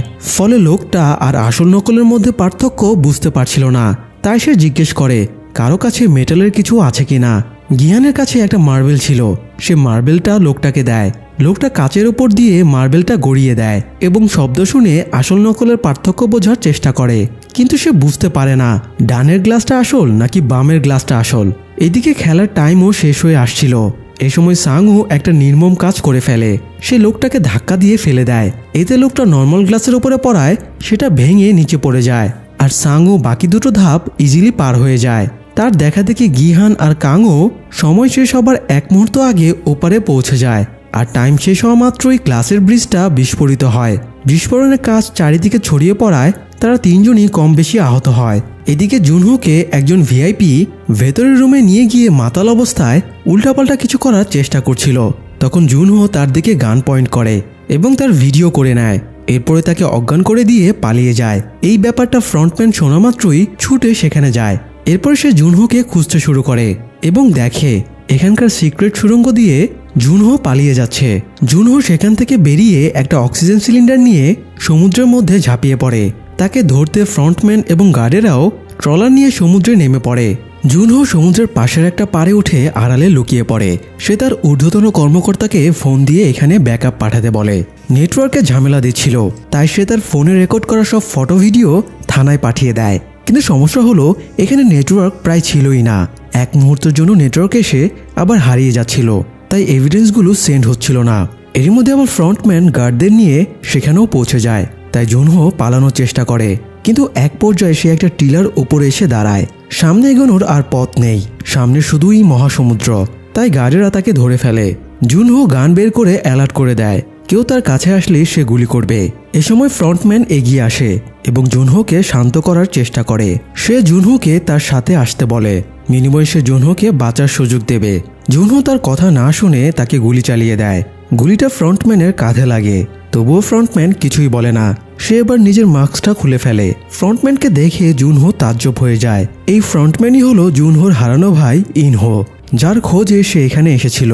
জুনহো ফ্রন্টম্যানের কথা না শোনায় বাধ্য হয়ে ফ্রন্টম্যান তাকে গুলি চালায়। গুলি খেয়ে জুনহো সমুদ্রের মাঝে পড়ে যায়। এদিকে রুমে ফিরে এসে গিহান সাংহুর সাথে একটু ঝামেলা বাঁধিয়ে দেয়। সাংহু ওইভাবে স্বার্থপরের মতো লোকটাকে ধাক্কা দিয়ে ফেলে দিল। এটা গিহান মেনে নিতে পারছিল না। লোকটাকে মুভ করার সুযোগ দেওয়া উচিত ছিল, হয়তো সে সঠিক গ্লাসের উপরেই মুভ করত। তো এই ব্যাপারটা নিয়ে দুজনের আদর্শের লড়াই শুরু হয়ে যায়। এ সময় কয়েকজন গার্ড বক্স হাতে সেখানে চলে আসে। গার্ডেরা তাদের বক্সগুলো দিয়ে দ্রুত রেডি হয়ে নিতে বলে। কাং ফ্রেশ হবার জন্য ওয়াশরুমে ঢোকে। তার পেটে একটা বড় কাচের টুকরো ঢুকে গিয়েছিল। সে অনেক কষ্টে সেটা বের করে। নিজের জামা ছিঁড়ে ক্ষতটা বেঁধে সে রক্তপাত বন্ধ করার চেষ্টা করে। গার্ডেরা বক্সের ভেতরে সুন্দর পরিচ্ছন্ন ড্রেস দিয়েছিল। সবাই সেই ড্রেস পরে পরিপাটি হয়ে ডিনার টেবিলে আসে। তারা 3 জন ফাইনাল রাউন্ডে পৌঁছে যাওয়ায় তাদেরকে অভিনন্দন জানানো হয়। এরপরে তাদেরকে ভালো খাবার খেতে দেওয়া হয়। অনেকদিন পরে তারা তৃপ্তি করে খাবার খায়। খাওয়া শেষ হলে গার্ডেরা প্লেট বাটি সবকিছুই নিয়ে যায়, শুধু ছুরিটা সেখানে রেখে যায়। এটা দেখে 3 জনই পরবর্তী গেমের ব্যাপারে আন্দাজ করতে পারে। তারা নিজেদের ছুরি নিয়ে রুমে ফিরে আসে এবং চুপচাপ বসে থাকে। কিছুক্ষণ পরে গিহান কাংয়ের কাছে যায়। কাং সতর্ক হয়ে নিজের ছুরিটা বের করে। তখন গিহান বলে, আমি চাইলে তোমাকে আগেই মেরে ফেলতে পারতাম, আমি তোমাকে মারতে আসিনি। আমি ছুরিটা সাঙ্গুর কাছ থেকে নিজেকে প্রোটেক্ট করার জন্য নিয়ে এসেছিলাম। সাঙ্গুকে আমি আর এক বিন্দুও বিশ্বাস করি না। এরপরে গিহান ছুরিটা নিজের পকেটে ঢুকিয়ে কাংকে জিজ্ঞেস করে তার কোনো সমস্যা হয়েছে কিনা। তাকে কেমন যেন দুর্বল দেখাচ্ছে। কাং নিজের ইনজুরির কথা স্বীকার করে না। গিহান বলে তারা দুজনে টিম বানিয়ে সাঙ্গুকে হারিয়ে দেবে, তারপরে এখানকার টাকাগুলো দুটো ভাগে জিতে নিয়ে বাড়ি ফিরে যাবে। কাং জিজ্ঞেস করে এত টাকা দিয়ে গিহান কি করবে। গিহান জানায় সে প্রথমে নিজের ধার বাকি শোধ করবে, এরপরে মায়ের জন্য মার্কেটে বড় একটা দোকান বানাবে, আর সবশেষে সে একজন আদর্শ বাবা হয়ে উঠবে। এরপর গিহান কাংকে জিজ্ঞেস করে সে টাকা দিয়ে কি করবে। কাং জানায় সে তার ছোট ভাইকে অনাথ আশ্রমে রেখে এসেছে এবং তাকে প্রমিস করেছে যেদিন সে নিজেদের জন্য বাড়ি কিনতে পারবে সেদিন তাকে ফিরিয়ে আনবে। গিহান ভরসা দিয়ে বলে এখানে জেতার পরে যা টাকা পাওয়া যাবে তাতে আরামসে কাংয়ের স্বপ্ন পূরণ হয়ে যাবে। কিন্তু কাং জানতো তার সময় শেষ, তাই সে গিহানকে প্রমিস করায় এখান থেকে তাদের দুজনের মধ্যে যে বেঁচে ফিরবে সে অন্যজনের ফ্যামিলির খেয়াল রাখবে। গিহান কাংয়ের কথা মেনে নেয়। ততক্ষণে অতিরিক্ত রক্তক্ষরণে কাং ঢলে পড়েছিল। গিহান এবার কাংয়ের ক্ষতটা দেখতে পায় এবং তাকে বাঁচাতে উদ্গ্রীব হয়ে ওঠে। সে দরজার কাছে গিয়ে গার্ডদের কাছে সাহায্যের জন্য ডাকতে থাকে। একটু পরে রুমের আলো জ্বলে ওঠে এবং গার্ডেরা রুমে প্রবেশ করে। গার্ডেরা হাতে করে কফিন নিয়ে এসেছিল। কফিন থেকে গিহান বিচলিত হয়ে পেছনে ফিরে তাকায় এবং দেখে কাং মরে পড়ে আছে, আর তার কাছেই সাঙ্গু রক্তমাখা ছুরি নিয়ে দাঁড়িয়ে আছে। গিহান যখন দরজায় গার্ডদের সাহায্যের জন্য ডাকছিল, সাঙ্গু সেই সুযোগে কাংকে ছুরি দিয়ে হত্যা করে। গিহান সাঙ্গুর উপরে খুব রেগে যায় এবং নিজের ছুরি বের করে তাকে ঘায়েল করতে যায়, কিন্তু গার্ডেরা দুজনকেই আটকে দেয় এবং সরিয়ে নেয়। আসলে গেমের লাস্ট রাউন্ডটা দুজন প্লেয়ারের মধ্যে হবার কথা, কিন্তু তারা তিনজন প্লেয়ার ছিল, তাই একজনকে সরিয়ে দিতেই গার্ডেরা তাদেরকে ছুরি দিয়েছিল। সাঙ্গু ব্যাপারটা বুঝতে পেরেই কাংকে হত্যা করে। অন্যদিকে এই গেমের লাস্ট রাউন্ডের আয়োজন শুরু হয়ে যায়। লাস্ট রাউন্ডের নাম ছিল স্কুইড গেম। আমরা যেমন ছোটবেলায় গোল্লাছুট কানামাছি খেলে বড় হয়েছি, কোরিয়ানরাও তেমনি ছোটবেলায় স্কুইড গেম খেলে মূলত বড় হয়। যাই হোক, এই গেমের জন্য একটা ছক কাটা হয়। এই ছকে দুটো দল থাকে, ডিফেন্স এবং অফেন্স। যে অফেন্স চুজ করবে তার কাজ হলো ডিফেন্সে যে থাকবে তাকে কাটিয়ে স্কুইড ছকের মাথায় পৌঁছানো। ডিফেন্সকে পার করে স্কুইডে মাথা ছুঁতে পারলেই অফেন্সে থাকা প্লেয়ার জিতে যাবে। আর যে ডিফেন্স করবে তার কাজ হলো অফেন্সকে স্কুইডের মাথায় যাওয়া থেকে আটকানো। ডিফেন্স প্লেয়ার যদি অফেন্সে থাকা প্লেয়ারকে ধাক্কা দিয়ে ছকের বাইরে ফেলে দিতে পারে তাহলে ডিফেন্সের প্লেয়ার জিতে যাবে। তো এই হলো স্কুইড গেম খেলার রুলস। তবে এখানকার স্কুইড গেমের রুলস নিশ্চয়ই এত সহজ হবে না। এখানকার প্রধান রুলসই হলো একজন প্লেয়ারকে অবশ্যই মরতে হবে। প্রতিদ্বন্দ্বী প্লেয়ার মরলে তবেই অপরজন বিজয়ী হবে। তো যাই হোক, খেলা শুরুর আগে গিহান এবং সাঙ্গুর মাঝে একজন গার্ড টস করে।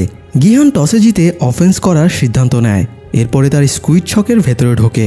ছোটবেলায় গিহান এবং সাঙ্গু অনেকবার এই গেম খেলেছে, কিন্তু এভাবে যে তারা একদিন এরকম জীবন মরণ পরিস্থিতির মাঝে এসে পড়বে তার কে জানতো। যাই হোক, খেলা শুরুর পরে গিহান এক মুঠো বালু তুলে নেয় আর সাঙ্গু নিজের ছুরিটা বের করে গিহানকে ঘায়েল করার চেষ্টা করে। তখন গিহান সাঙ্গুর চোখে বালু ছুঁড়ে মারে। সাঙ্গুকে এভাবে ডিস্ট্র্যাক্ট করে গিহান স্কুইডের মাথায় পৌঁছাতে চেয়েছিল, কিন্তু এ সময় হঠাৎ বৃষ্টি শুরু হলে সাঙ্গুর চোখের বালু ধুয়ে যায়। এরপরে দুজনেই ছুরি বের করে এবং দুজনের মাঝে হাতাহাতি লড়াই শুরু হয়। সাঙ্গু বেশ কয়েকবার ছুরি দিয়ে গিহানকে আঘাত করে। গিহানও সাঙ্গুকে বেশ আহত করে। এক পর্যায়ে সাঙ্গু গিহানকে প্রায় ধরাশয়ী করেই ফেলেছিল। হঠাৎ বুদ্ধি খাটিয়ে গিহান সাঙ্গুর পায়ে কামড় দিয়ে তাকে দুর্বল করে সরিয়ে দেয়। তারপরে সে সাঙ্গুকে বেদম মার শুরু করে। মার খেতে খেতে সাঙ্গু ডিফেন্স করার মতো শক্তিও হারিয়ে ফেলে। তখন গিহানের বড় সুযোগ ছিল সাঙ্গুকে মেরে ফেলার, তবুও সে সাঙ্গুকে না মেরে ছুরিটা ফেলে দিয়ে স্কুইডের মাথার কাছে এগিয়ে যায়। ওপর থেকে ভিআইপিরা এই গেমটা উপভোগ করছিল। হঠাৎ তারা বিস্মিত হয়ে দেখে গিহান স্কুইডের মাথার কাছে গিয়েও সেটা না ছুঁয়ে আবারও সাঙ্গুর কাছে ফিরে যাচ্ছে। গিহান ফিরে গিয়ে সাঙ্গুকে বলে তারা চাইলে এখনও দুজনে বেঁচে যেতে পারে।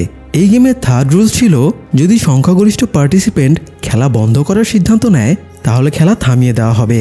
তাই রুলস অনুযায়ী গিহান এবং সাঙ্গু যদি খেলা বন্ধ করার পক্ষে ভোট দেয় তাহলে খেলা বন্ধ হয়ে যাবে। যদিও এই ক্ষেত্রে তারা এই গেম থেকে একটা টাকাও পাবে না। গেম সম্পূর্ণ না করায় তাদের খালি হাতেই ফিরতে হবে। তবুও গিহান সাঙ্গুকে অফার দেয় খেলা অফ করে তারা দুই বন্ধু আবারও বেঁচে ফিরে যেতে পারবে। কিন্তু এই পর্যায়ে এসে নিজের নীতি নৈতিকতা সব জলাঞ্জলি দেবার পরেও সাংউ আর হেরে যাওয়ার জন্য ইচ্ছুক ছিল না। সাংউ নিজের ইগোকে জেতাতে পাশে ফেলে রাখা ছুরিটা তুলে নিজেরই ঘাড়ে ঢুকিয়ে নেয়। গিহান সাংউকে বন্ধুত্বের মমতায় কোলের উপরে তুলে নেয়। মৃত্যুর পূর্বে সাংউ গিহানকে বলে গিহান যেন সাংউর মাকে দেখে রাখে। গিহান বন্ধুর মৃতদেহ জড়িয়ে ধরে কাঁদতে শুরু করে। খেলা শেষ হলে গিহানকে চোখ বেঁধে ফ্রন্টম্যানের সামনে আনা হয়। ফ্রন্টম্যান গিহানকে অভিনন্দন জানানোর পরে গ্যাস দিয়ে গিহানকে অজ্ঞান করে তার শহরের রাস্তার পাশে ফেলে আসা হয়। জ্ঞান ফিরে গিহান তার পকেট থেকে একটা ক্রেডিট কার্ড খুঁজে পায়। সে পাশের একটা এটিএম বুথে কার্ড ইনপুট করে দেখে তার অ্যাকাউন্টে স্কুইড গেমের টোটাল উইনিং প্রাইসটা জমা হয়ে গেছে। কিন্তু এত বিপুল পরিমাণ টাকা জেতার পরেও তার ভেতরে কোনো আনন্দ ছিল না। সে একজন ব্যর্থ মানুষের মতো হতাশ হয়ে হেঁটে বাড়ি ফিরছিল। গিহান যখন সাংউর মায়ের দোকানটা পার হচ্ছিল তখন সাংউর মা তাকে থামায়। তারপরে তাকে ব্যাগে মাছ ভরে দিয়ে মাছটা বাড়িতে নিয়ে যেতে বলে। সেই সাথে এটাও জানায় গিহানের মায়ের শরীর হয়তো ভালো না, তিনি দুদিন ধরে কাজে আসেননি, আবার তিনি ফোনও ধরছেন না। গিহান কিছু না বলে চলে আসছিল। তখন সাংউর মা পেছন থেকে জিজ্ঞেস করে গিহানের রিসেন্টলি সাংউর সাথে যোগাযোগ হয়েছে কিনা। গিহান এই প্রশ্নের উত্তর দেওয়ার সাহস পায় না। সে কান্না চেপে বাড়ি ফিরে আসে। বাড়ি ফিরে সে আরেকটা বড় ধাক্কা খায়। সে দেখে তার মা একা মরে পড়ে আছে। এই কয়দিনে গিহান এত কেঁদেছে যে তার কান্না আর অবশিষ্ট ছিল না।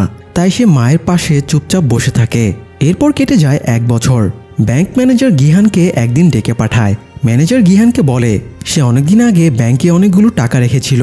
এই টাকাতে তো সে বেশি ইন্টারেস্ট পেত না, তাই ম্যানেজার তাকে ইন্টারেস্ট বেশি পাওয়ার সুযোগ করে দিতে চাইছিল। কিন্তু গিহানের তার টাকার উপরে কোনো আগ্রহ ছিল না, এমনকি সে গেমে জিতে আসা কোনো টাকা তুলেও নি। যদিও ফিরে আসার দিনে চেকিংয়ের জন্য 1000 ওন সে উইথড্র করেছিল। যাই হোক, গিহান ম্যানেজারকে অবাক করে দিয়ে তার কাছে 10,000 ওন ধার চায়। ম্যানেজার তাকে টাকাটা দিলে সে টাকাটা দিয়ে 1 বোতল বিয়ার কিনে নদীর ধারে বসেছিল। তখন একজন মহিলা তার কাছে ফুল বিক্রি করতে আসে। মহিলা অনুরোধ করে সন্ধ্যার মধ্যে ফুলগুলো বিক্রি করতে না পারলে কাল সব ফুল ফেলে দেওয়া লাগবে। তাই গিহান মহিলাকে কিছু টাকা দিয়ে দেয় আর মহিলা সেখানে একটা ফুল রেখে যায়। গিহান খেয়াল করে ফুলের সাথে স্কুইড গেমের লোগো লাগানো একটা কার্ড রয়েছে। কার্ডে একটা জায়গার অ্যাড্রেস লেখা ছিল। গিহানকে সেখানে যেতে বলা হয়েছে। তো গিহান ঠিকানা মতো জায়গায় গিয়ে দেখে একটা বোর্ডে মুমূর্ষু অবস্থায় বৃদ্ধ ইলনাম শুয়ে আছে। ইলনামের তো 4র্থ রাউন্ডেই মরে যাওয়ার কথা ছিল, তাহলে সে এখনো বেঁচে আছে কিভাবে? গিহান বুঝে যায় এই গেমের পেছনে আসল মাস্টারমাইন্ড তাহলে এই লোকটাই। গিহান জিজ্ঞেস করে ইলনাম এরকম কেন করলো। ইলনাম জানায় তার কাছে অনেক টাকা থাকলেও তার জীবন ছিল একঘেয়েমি, মনে কোনো আনন্দ ছিল না। সে তার ক্লায়েন্টদেরকেও একই কথা বলতে শুনত যে তাদেরও লাইফে আনন্দ বিনোদনের কিছুই নেই। তাই ইলনাম সবাইকে নিয়ে একটা ভিন্ন কিছু করার প্ল্যান বানায়। আর এই ভিন্ন কিছুর আইডিয়া থেকেই তার মাথায় স্কুইড গেমের প্ল্যান আসে। মানুষকে টাকার জন্য এভাবে খেলতে লড়াই করতে দেখে তার আনন্দ পেত। গিহান এবার জিজ্ঞেস করে ইলনাম তো নিজেই গেমের হোস্ট, তাহলে সে কেন খেলায় অংশগ্রহণ করলো? ইলনাম জানায় সে যখন ছোট ছিল তখন খেলাধুলা করে সে অনেক আনন্দ পেত। এখন এই বৃদ্ধ বয়সে মৃত্যুর আগে সে ছোটবেলার মতো আবারও আনন্দ পেতে চাইছিল। তাছাড়া দর্শকের আসনে বসে খেলা দেখে যেমন আনন্দ পাওয়া যায়, খেলায় অংশগ্রহণ করে তার চেয়ে অনেক বেশি আনন্দ পাওয়া যায়। গিহান এবার জিজ্ঞেস করে আপনি আমার সাথে দেখা করতে চাইছিলেন কেন? ইলনাম জানায় সে গিহানের সাথে খেলে অনেক মজা পেয়েছে। সে গিহানের প্রতি কৃতজ্ঞ। তাছাড়া সে শুনেছে গিহান গেমে জেতা কোনো টাকাতেই হাত দেয়নি। এই জন্য সে জানতে চাইছিল গিহান তার কর্মের জন্য অনুতপ্ত কিনা। ইলনাম গিহানকে জানায় এই টাকা সে পরিশ্রম করে উপার্জন করেছে। এই টাকা নিজের জন্য খরচ করার সম্পূর্ণ অধিকার গিহানের রয়েছে। তো কথা বলতে বলতে একসময় ইলনাম নিস্তেজ হয়ে যায়। গিহান তাকিয়ে দেখে ইলনাম দুনিয়ার সমস্ত আনন্দ ত্যাগ করে অবশেষে পরপারে পাড়ি জমিয়েছে। যাই হোক, গিহান ফিরে এসে একটা সেলুনে ঢুকে চুলদাড়ি কেটে নতুন গেট আপ নেয়। সে আবারও জীবনটা নতুন করে শুরু করতে চাইছিল। তো প্রথমে গিহান কাংকে দেওয়া প্রতিশ্রুতি মতো কাংয়ের ভাইকে অনাথ আশ্রম থেকে নিয়ে আসে। তারপরে ছেলেটাকে সাংউর মায়ের কাছে দেখাশোনার জন্য দিয়ে আসে। সেই সাথে সে সাংউর মাকে একটা ব্যাগ দেয়। গিহান চলে যাবার পরে সাংউর মা ব্যাগ খুলে দেখে ব্যাগ ভর্তি শুধু টাকা, সাথে একটা চিরকুটও রয়েছে এবং সেটাতে লেখা আছে এই টাকাগুলো আমি সাংউর কাছ থেকে ধার নিয়েছিলাম। গিহান নিজের প্রতিশ্রুতি পালন করে এয়ারপোর্টে আসে। সে এবার আমেরিকায় নিজের মেয়ের সাথে দেখা করতে যাচ্ছিল। হঠাৎ সে অপর পাশের প্ল্যাটফর্মে সেই লোকটাকে দেখতে পায়, যে লোকটা গত বছর তাকে স্কুইড গেম খেলার জন্য প্রলুব্ধ করেছিল। আজ লোকটা গিহানের মতোই অসহায় আরেকজনকে খেলার জন্য প্রলুব্ধ করছিল। গিহান দ্রুত তার দিকে দৌড়ে যায়, কিন্তু লোকটা ততক্ষণে একটা মেট্রোতে উঠে চলে যায়। তখন গিহান প্ল্যাটফর্মে থাকা অসহায় লোকটার কাছ থেকে স্কুইড গেমের কার্ডটা কেড়ে নেয় এবং তাকে বলে সে যেন কখনোই এই গেমের পথে পা না বাড়ায়। এরপরে গিহান কার্ডটা নিয়ে চলে যাচ্ছিল, কিন্তু ফ্লাইটে ওঠার আগ মুহূর্তে সে আবারও গেমে ফেরত যাওয়ার সিদ্ধান্ত নেয়। সে কার্ডে থাকা নম্বরে ফোন দিয়ে পার্টিসিপেট করতে চায়। তারপরে বলে, আমি দেখতে চাই তোমরা কারা আর কেনই বা এই নৃশংস গেমটা তোমরা চালু করেছো। আমি তোমাদের এবার ছাড়বো না। ফোনের ওপাশের লোকটা গিহানকে থ্রেট দিয়ে বলে, প্লেয়ার নম্বর 456, যদি বাঁচতে চাও তবে প্লেন ধরে নিজের গন্তব্যে চলে যাও, নাহলে তোমার কপালে দুঃখ আছে। গিহান কিছু না বলে ফোনটা কেটে দেয় এবং মেয়ের সাথে দেখা করার সিদ্ধান্ত বাদ দিয়ে গেমটা আবারও খেলার জন্য ফিরে আসে। সেই সাথে স্কুইড গেমের প্রথম সিজন এখানেই শেষ হয়ে যায়। দর্শক, স্কুইড গেমের দ্বিতীয় সিজন আগামী 26 তারিখে রিলিজ পাবে। এই সিজনটিতে যদি আপনাদের যথেষ্ট সাড়া পাই তাহলে দ্বিতীয় সিজনের এক্সপ্লেইন নিয়ে আমরা আবারও হাজির হব। তাই নিজের মতামত জানিয়ে দিয়ে আমাদের পাশেই থাকুন। ধন্যবাদ।